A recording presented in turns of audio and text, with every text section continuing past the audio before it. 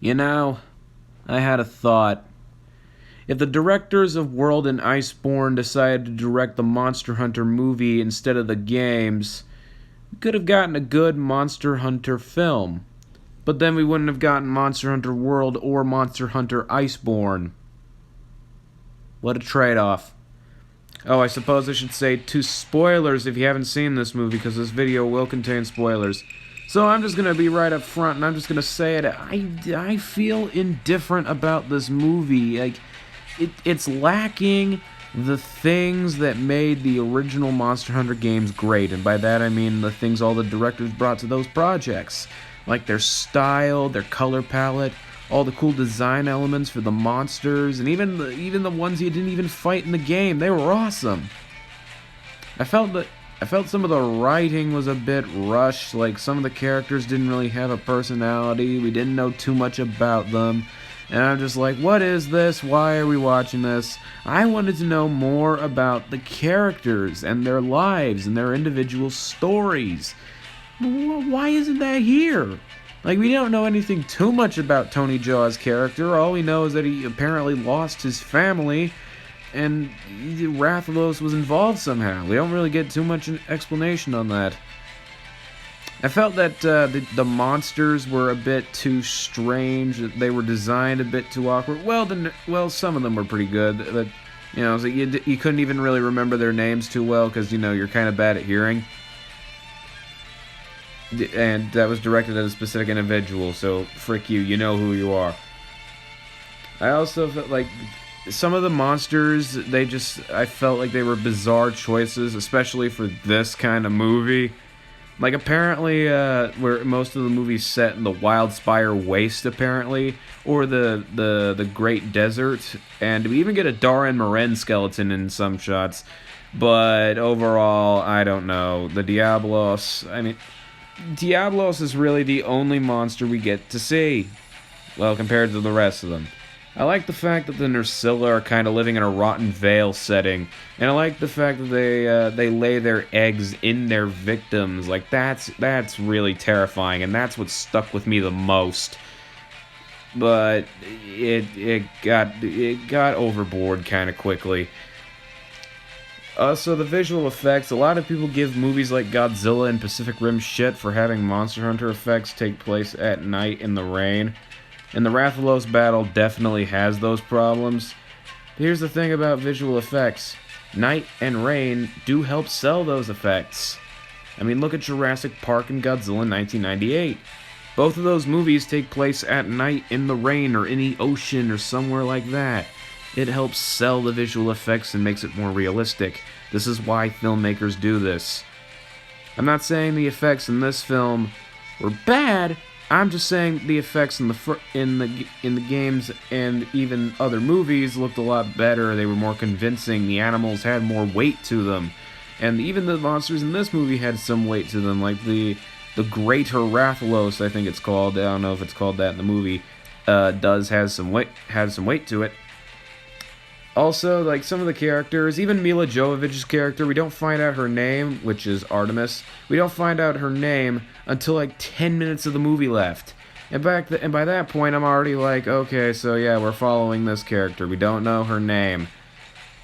Like I couldn't even remember the other characters' names because again, like they flew by them really quickly, and I couldn't really hear them too well because still bad at hearing. Another thing that bugged me a bit was some of the monster lore and how they screwed that up. You see, especially with the Diablos, are supposed to like when they run into a target, they're supposed to keep going afterwards. They don't stop. They just they'll make sure the prey item's dead. This Diablos just straight up stabs this guy through the back and is just like, all right, that'll do.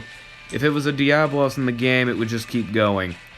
Again, I keep saying this, but some of the characters feel a little rushed. Like, Tony Jaw's character doesn't really get a backstory too well. All we know is that he lost his family, apparently. The Admiral, he's basically just a comic relief. Same with the Meowscular chef, who just flirts with Mila Jovovich. It's just like, what is this? Why do we need this? I wanted more on the characters. I wanted to know more about them. And I'm not saying that character development is, bad for a movie. I'm just saying that, if they had character development, I feel like it would be kind of, rushed for this. And Paul W.S. Anderson, who also made the Predator movies as well as Resident Evil, definitely should have gone to better lengths with this. I feel like he only tried to focus on the monsters and as opposed to, actual character development and actual plot points. Because there are a few little points that both start and end pretty abruptly, like even characters too. Like we get the handler, and we get the serious handler, and we get like the, I don't know, freaking the Ace Man or whatever his name is. The spiky-haired character from the games, and we don't even know too much about him. It's just kind of like, okay, yeah, he's a character in this, and we don't really care too much about him. They're just curious about Milla Jovovich, and that's it. Seriously, I think the worst part of this movie, actually, here's something I find interesting about this film. The best part was having a Rathalos be a pseudo-villain. That was awesome. It was the right amount of crazy mixed with the right amount of stupid mixed with the right amount of just holy shit.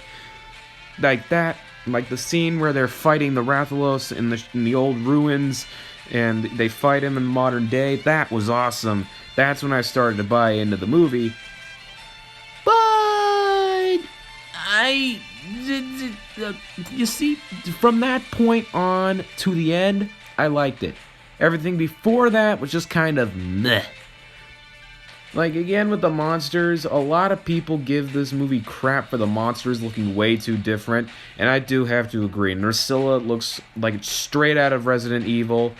Diablos, admittedly, it's a black Diablos, yes, but at the same time, I feel like it should be a normal Diablos. Like, this is not, no. I think one of the big problems I have with it is the fact of a reveal of an Elder Dragon with only 2 minutes with only like 30 seconds of the movie remaining. Like, really? You want to set up a sequel hook? Seriously, I thought Gore Magala was going to have a bigger effect on this movie than this. Like, when I saw Gore Magala in the trailers, I was like, yes, finally, Frenzy Virus is back, I'm going to see this is going to be great. And then we find out Gore Magala doesn't do jack shit.